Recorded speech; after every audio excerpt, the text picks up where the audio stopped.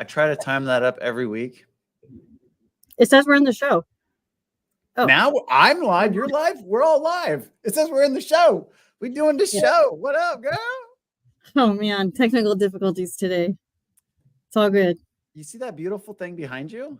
Sunshine. Yes. It's sunshine. It's March 14th, Pi Day, and it's sunny out. So here we go. Real estate now.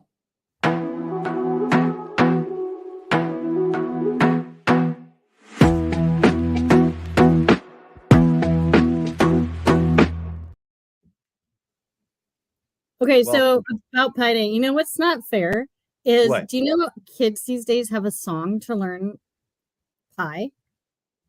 Like it's a whole song. Go like cherry, apple, strawberry, rhubarb.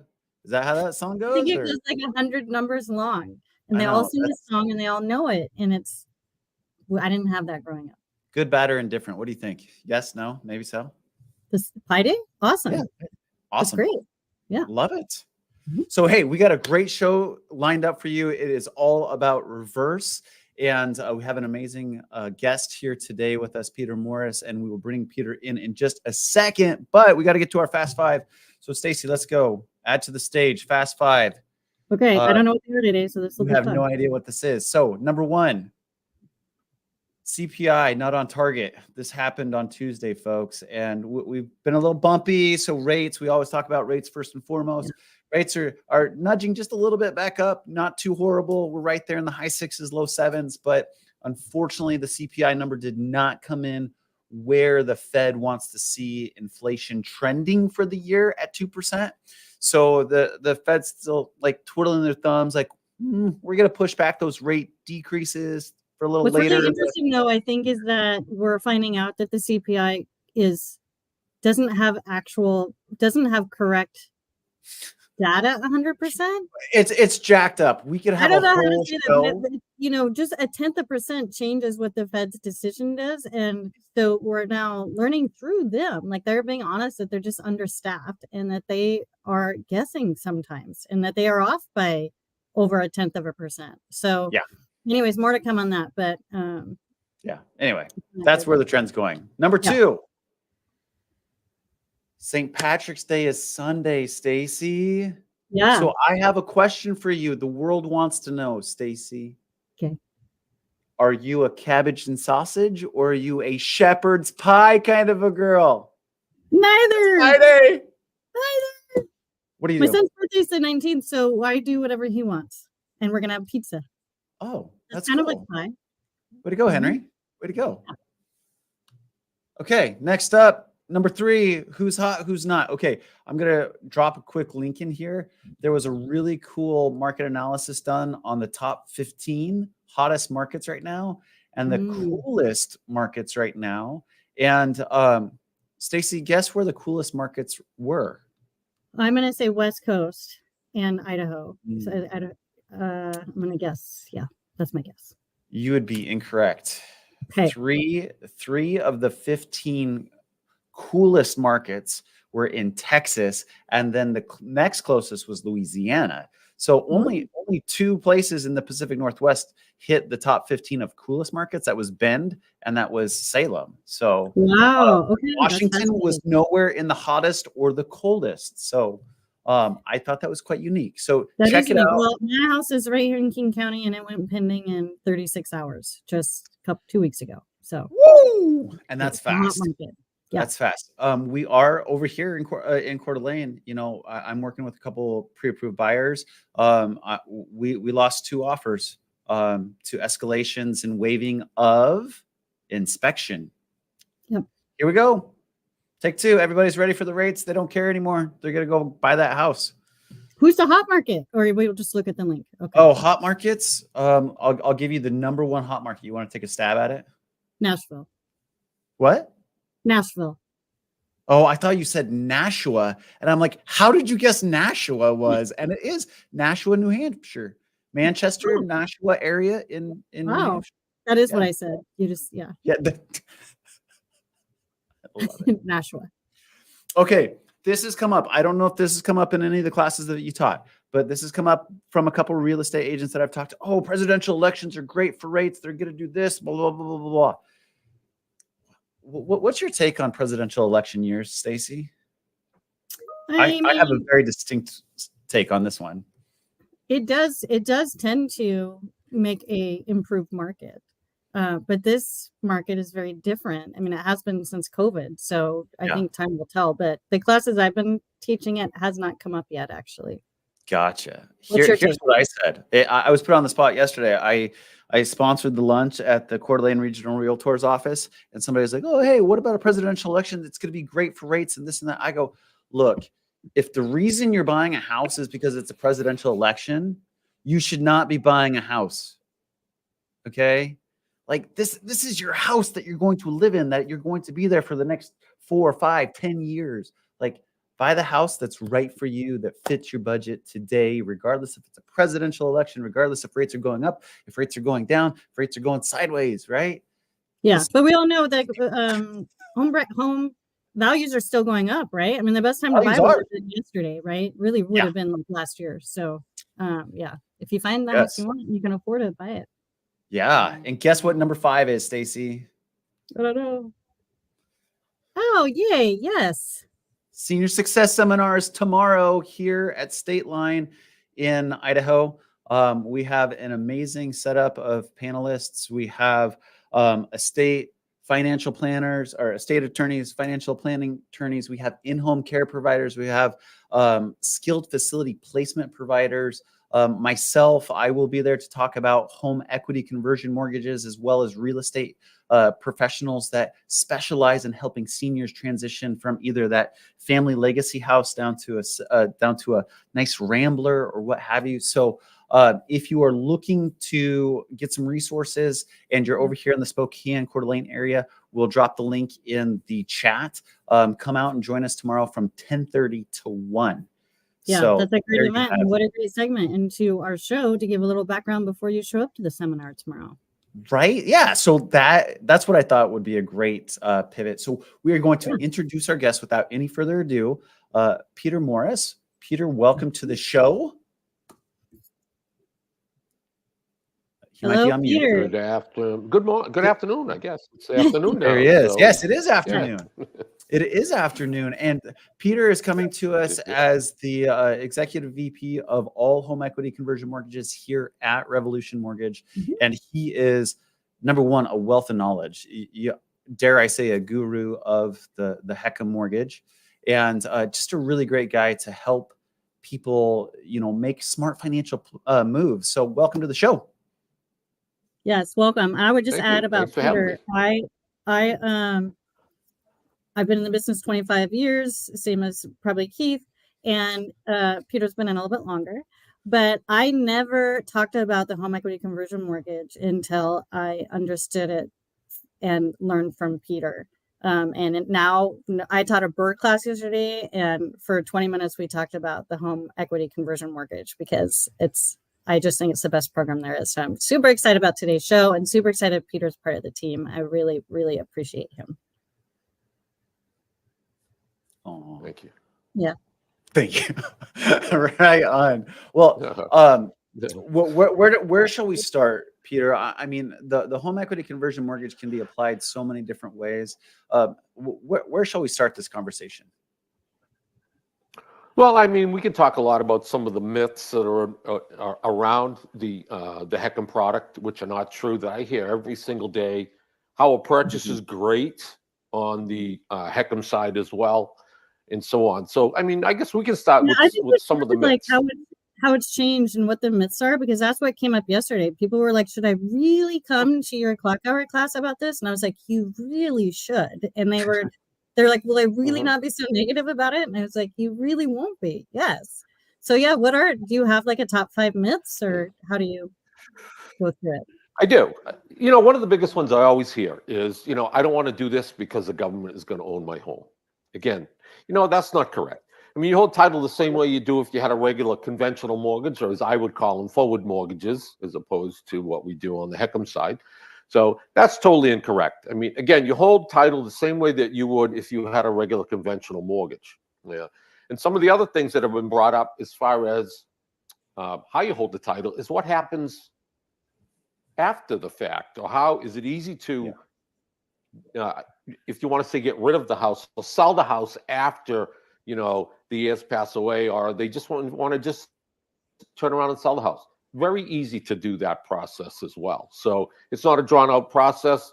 We're here to help on that end as well. So that's You the can also biggest myth I refinance hear all out the of, time. like if you change your mind, right? I mean, I can. think some people think once you're in it, you're in it until something does happen, you pass away or something else, but that's not true. You can, if something changes in life, you can refinance out of it. You can. There's no prepayment penalty. So yeah, at any time you wish to get out of it, or you want to refinance into another HECM to take advantage of more equity in the home over the years, your age difference and so on, you have the ability to do that. So great point, Stacy. There is no prepayment penalty. Very flexible in this product. So that is the biggest myth that I've heard. All right.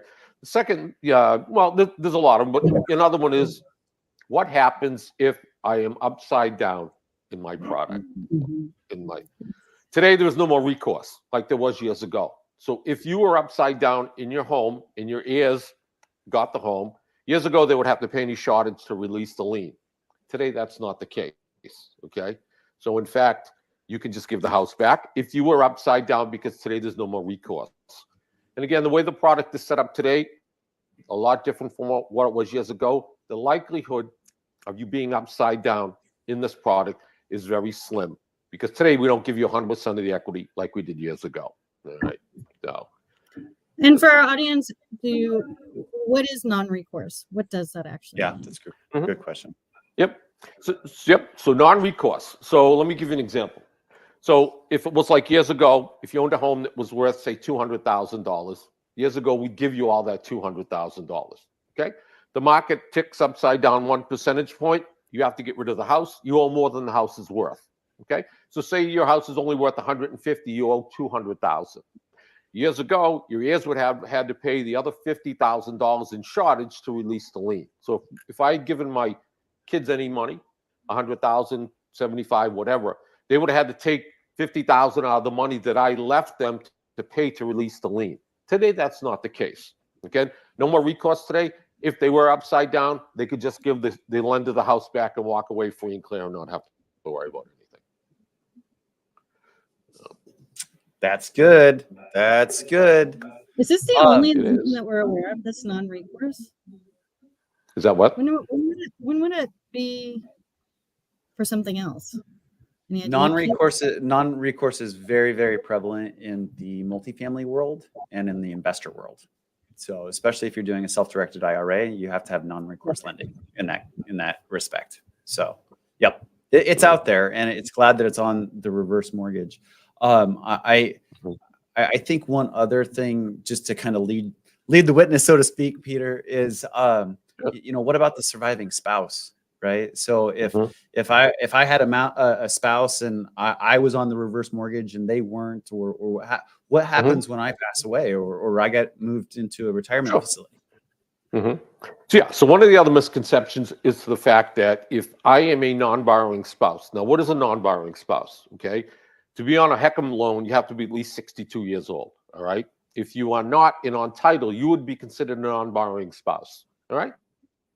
So years ago, if the borrowing spouse passed away, the non-borrowing spouse would either have to refinance the home. If they could not, they'd have to sell the home. They could no longer live there, all right? So a lot of people didn't like that. So the fact is, now my wife is displaced if something happens to me. So after 2014, we changed the product, okay? We have non-borrowing spouse protection today. All right. So the non-borrowing spouse, if anything happened to the borrowing spouse, the non-borrowing spouse could stay in that house the rest of his or her life and never have to worry about making a mortgage payment. So today they are protected 100%, which they weren't years ago. So another great change from what it was years ago. Yeah, it is really big. That is so huge. For that, when they stay in the home, do they, if the original loan HECM funded and they were getting, say, $800 a month for the rest of the first borrower's lifespan, does that non-borrowing spouse get that same benefit, or do they just get to stay in the home? They just get to stay in the home. So if they've got a line of credit that's sitting in place, or they're receiving monthly payments, once the borrowing spouse passes away, the non-borrowing spouse would lose that benefit. The only benefit they would have left, Stacey, is they would be able to stay in that house the rest of their life. Now, if they were over 62, then again, we could rewrite the loan and put them, now they'd be considered a borrowing spouse, a borrower, no more borrowing spouse, and then they would have access to a line of credit and be able to draw monthly payments if they want to. Yeah. So I love this because I think one thing that we could clarify too is you kind of alluded to it there, Peter, is a lot of folks say, oh, hey, I'm 65, but my spouse is only 60. So we don't qualify for a reverse mortgage, right? That's not the case, right? It just sounds like I would be on the loan and my spouse would not be on the loan at that time. Mm-hmm. Yeah, correct. Let's see what You know, they- that's why a lot of people years ago didn't want to do that because, in fact, they didn't want to have their spouse displaced. So again, another great change today. So you don't both have to be 62. Only one borrower has to be 62 to do the HECM product. Right. And the borrower, just another clarification point, that non-borrowing spouse, when they stay in the home, though they lose the benefit, they still don't make that mortgage payment for the rest of their life, correct? That's correct. They can stay in the house the rest of their life and never have to worry about making a mortgage payment. Yes. It's great. So Peter, we were talking before we jumped on here. So I sponsored lunch at the Coeur d'Alene Regional Realtors last week, and that was for the ABR certification. And the gentleman there that was the instructor, he put me on the spot when I was talking about reverse mortgages. And like he got everybody in the room kind of blushing a little uneasy. He goes, so Keith, let me get this straight. If I'm 75 and I get this beautiful 21-year-old wife now, she could stay there as long as she wanted to after I passed away and just have to pay the taxes and the insurance on the house. And I'm like, thanks, Schmidt. Thanks for bringing it on. But yes, no, the answer is yes. No, and it is. I mean, we did a borrower years back that he was almost 80 and his wife was 55 years old. Now, she can stay in that house the rest of her life and never have to worry about making a mortgage payment if something was to happen to him. So, you know, a lot of people set it up that way too, where, you know, I've had a lot of borrowers over the years where they've had a lot of health issues. I had a gentleman that had cancer. They did it. They didn't need the line of credit. They could actually afford to pay the mortgage payment.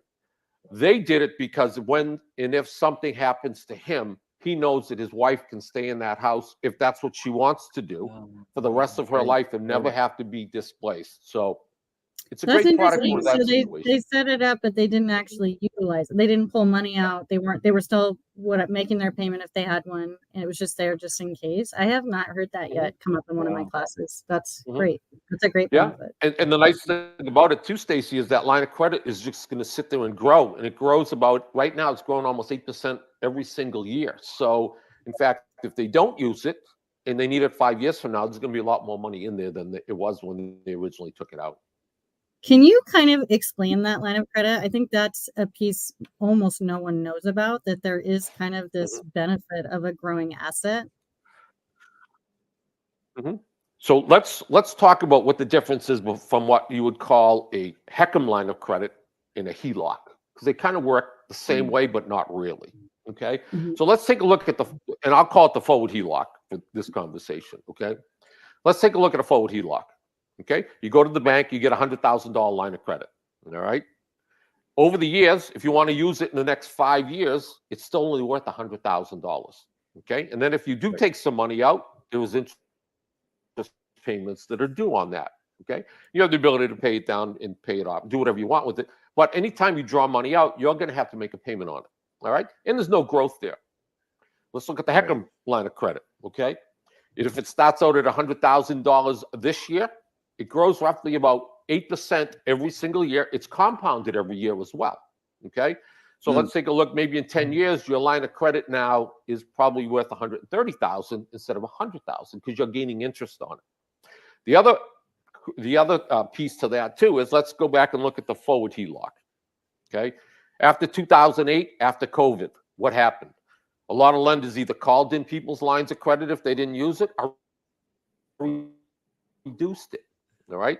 So in our world, on the HECM side, we will never reduce your line of credit from where it started. You always will get guaranteed growth. So if your house depreciates in value, We'll say when you took it out, it was worth 150.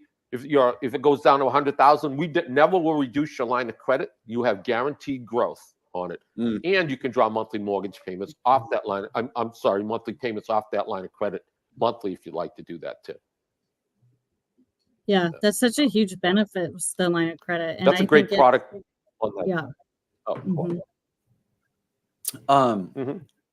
It One is. And the nice thing about it is, if you get a small line of credit, go ahead, Keith. Oh, no. Let's finish up the line of credit, because then I'm going to change gears a little bit. Okay. So one of the other nice things about it too is, like years ago we did one for a borrower. They got like a $35,000 line of credit. Okay. Again, they didn't need it; just sat there and grew. They did end up taking it out and used the whole 35,000. Well, 7 years later, they're 7 years older.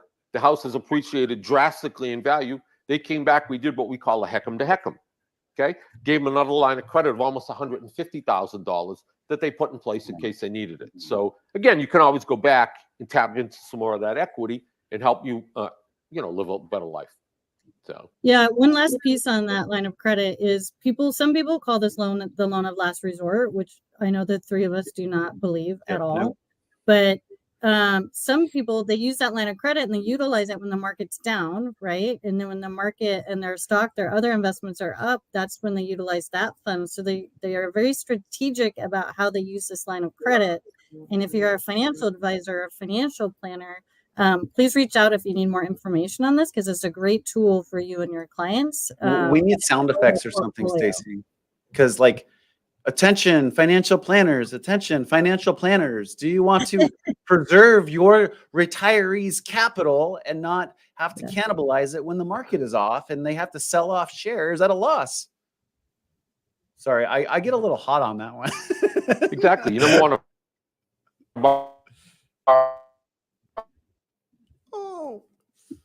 Peter's internet You connection. Money never in the want to borrow it when the market's down. Yeah.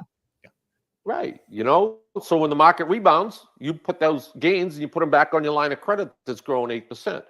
So again, it is a great tool. It's a great financial tool. And the more and more of the financial planners that we talk to that know about the changes, the more they like it, because it is a great financial tool for their clients.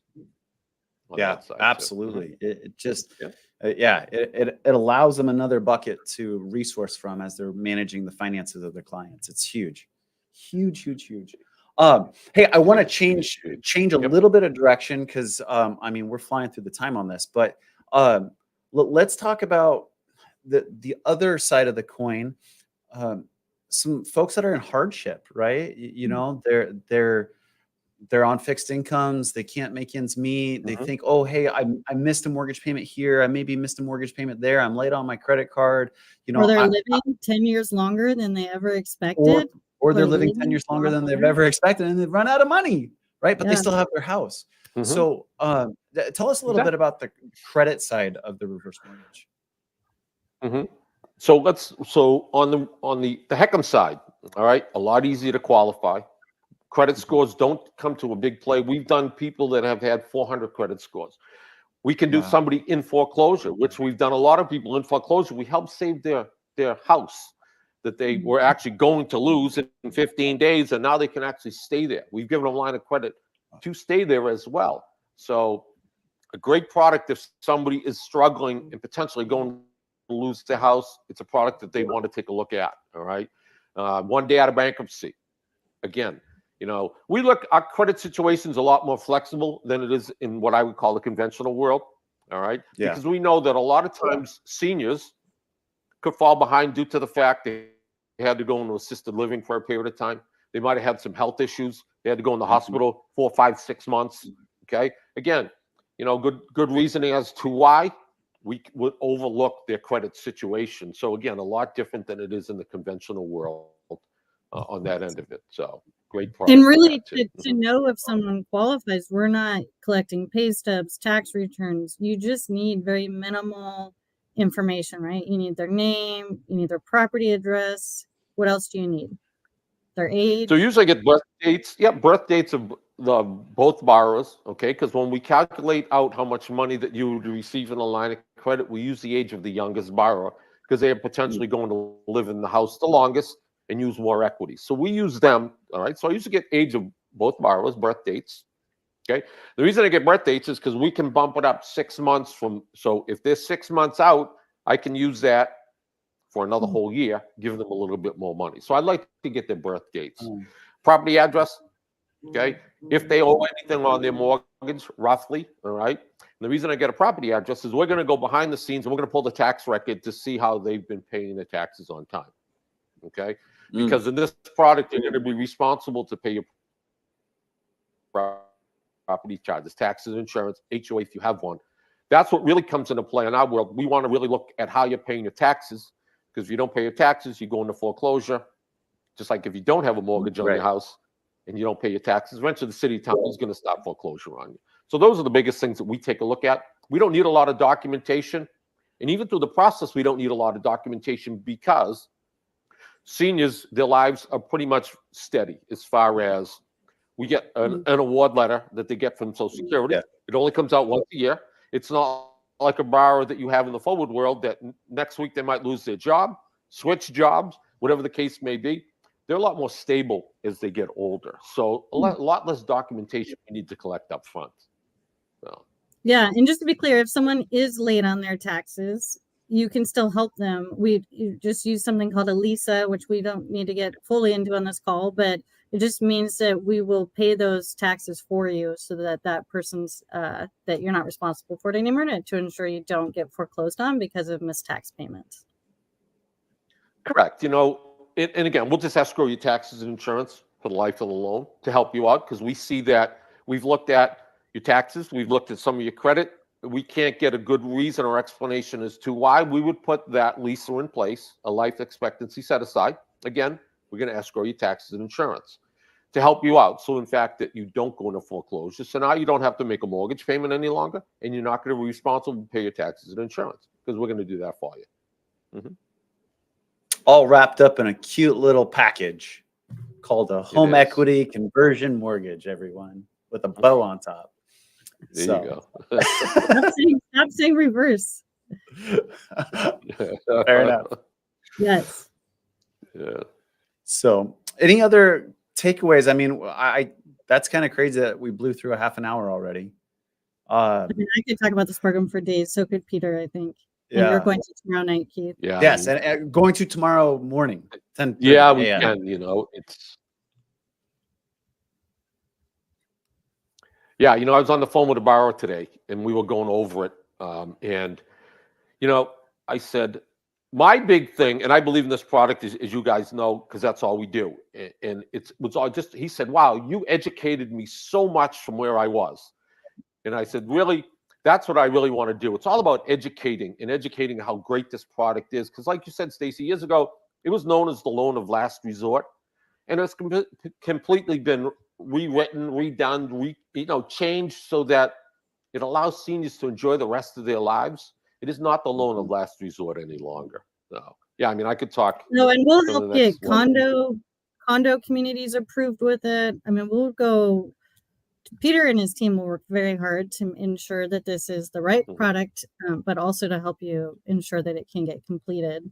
There's also another fact that I think people don't know about for the heirs. If they decide to purchase the home from their parents, they get a benefit from that. They get to buy it for, what is it, less 95% of the appraised value or loan amount. Or the loan amount, whichever was less.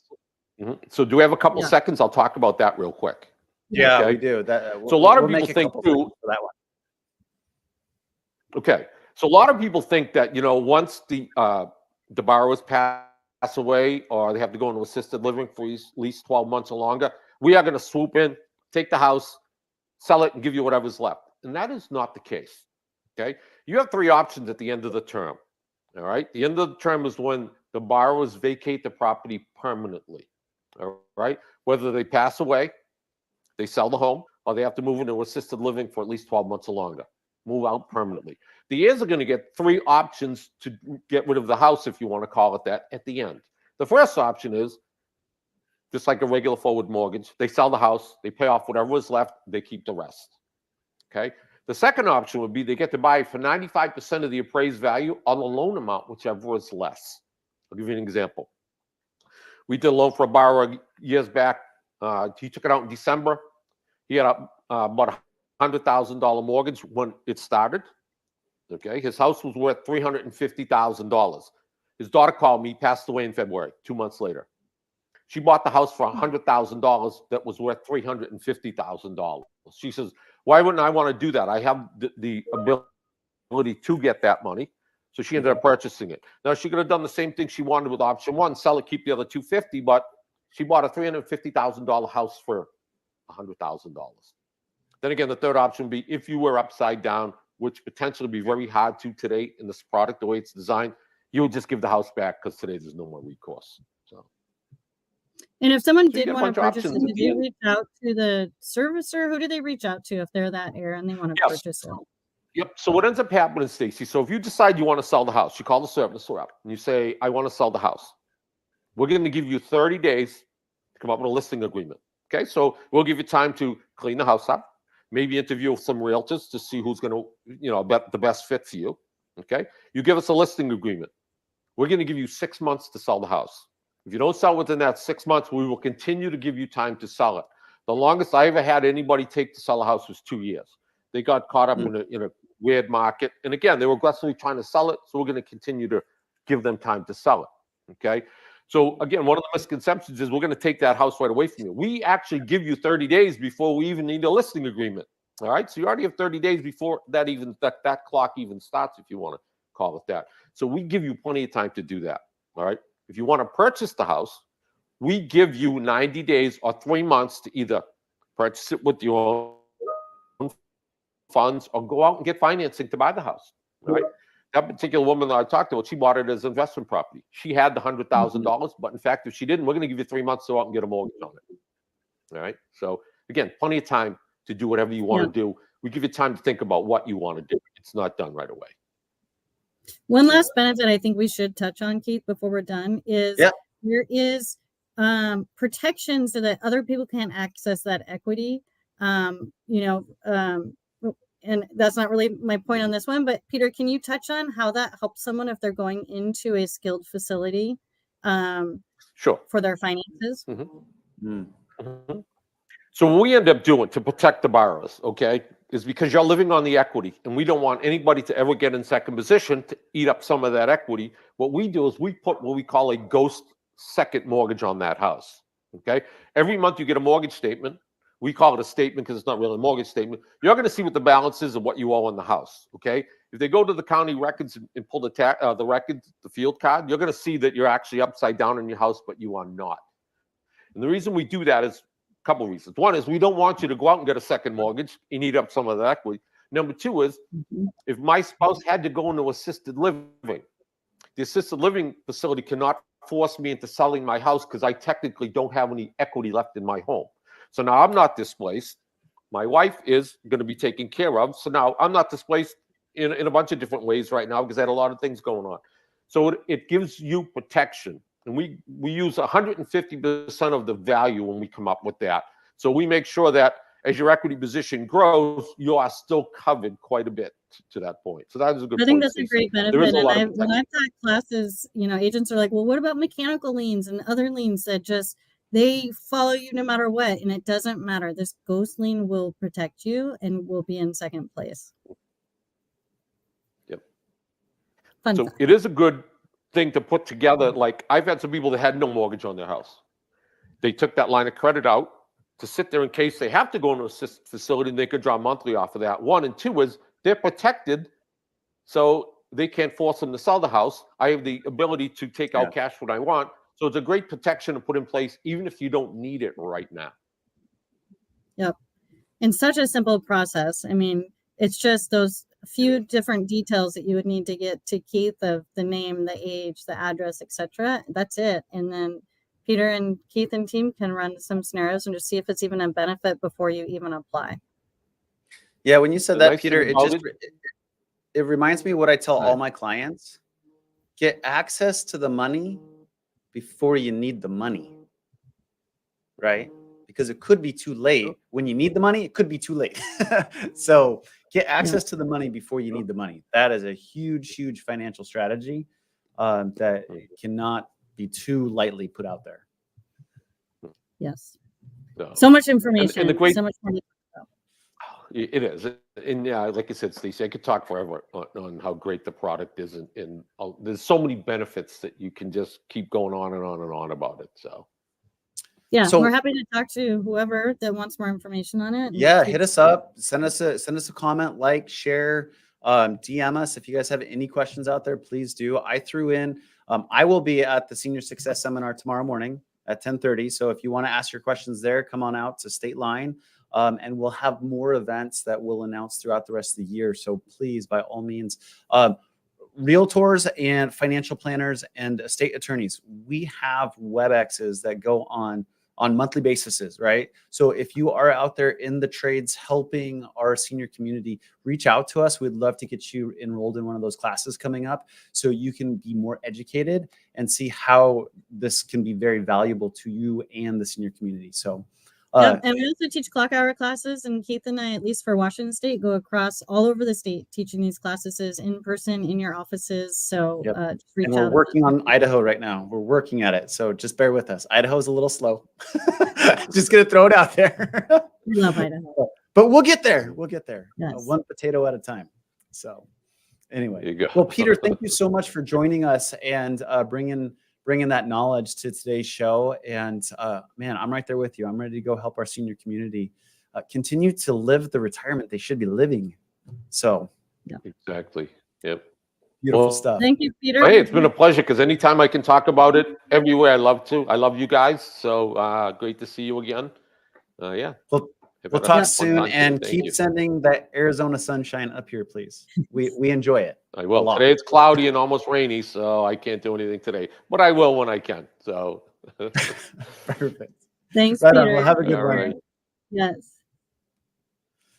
Well, there you have it, everybody. The home equity conversion mortgage is an amazing financial tool that please feel free to reach out, talk to us if you have any questions, and we will catch you next time on Real Estate Now. Stacy, enjoy your pie day. Oh, really quick. Yeah. What is your favorite pie? Oh gosh, I'm gonna go with apple. What about, That is an American classic right there. what about you? I'm going to go with pumpkin. So Oh, all yeah. right. enjoy your pie day. And for all you Irish, enjoy your shepherd's pie.